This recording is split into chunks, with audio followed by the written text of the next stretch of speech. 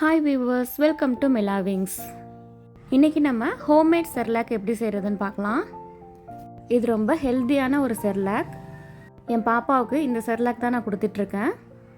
உங்கள் வீட்டில் குழந்தைங்க இருந்தாங்கன்னா கண்டிப்பாக நீங்களும் இதை ட்ரை பண்ணி பாருங்கள். இது எப்படி செய்கிறதுன்னு பார்க்கலாம்.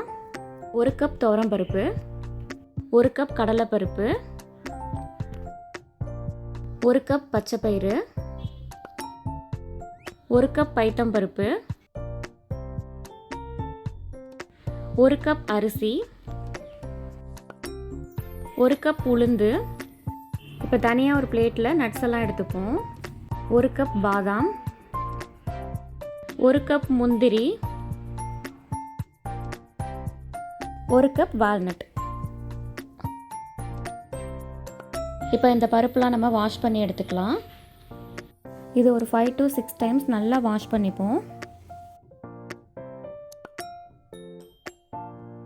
இந்த மாதிரி நல்லா வாஷ் பண்ணிவிட்டு தண்ணியை வடிகட்டிட்டு நம்ம வேறு பெரிய பிளேட்டுக்கு மாற்றிக்கலாம்.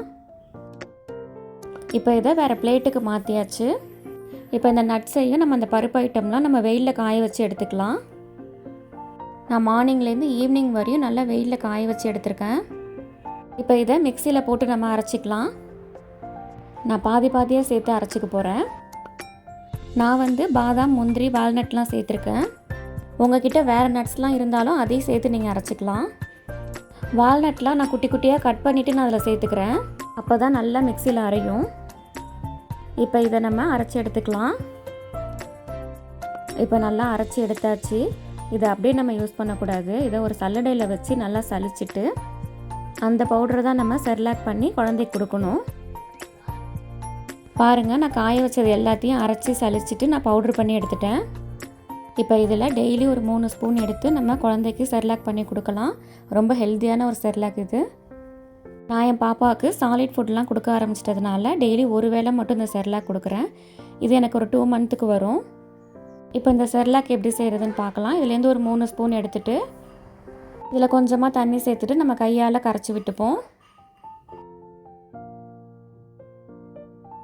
இதில் ஒரு 2 டேபிள் ஸ்பூன் பால் சேர்த்துப்போம். இதில் கொஞ்சமாக பட்டர் அல்லது நெய் சேர்த்துக்கலாம். இது அப்படியே லோ ஃப்ளேம்லேயே வச்சு நல்லா கிண்டிகிட்டே இருக்கணும். பாருங்கள், நல்லா திக்காகி வந்துருச்சு. அவ்வளோதான். இப்போ இதை பவுலுக்கு மாற்றிக்கலாம். குழந்தையோட வெயிட் கெயினுக்கு இது ரொம்ப நல்லது. உங்கள் வீட்டில் குழந்தைங்க இருந்தாங்கன்னா நீங்களும் இதை மாதிரி செஞ்சு கொடுங்க. என்னோடய சேனலை மறக்காமல் சப்ஸ்கிரைப் பண்ணிடுங்க.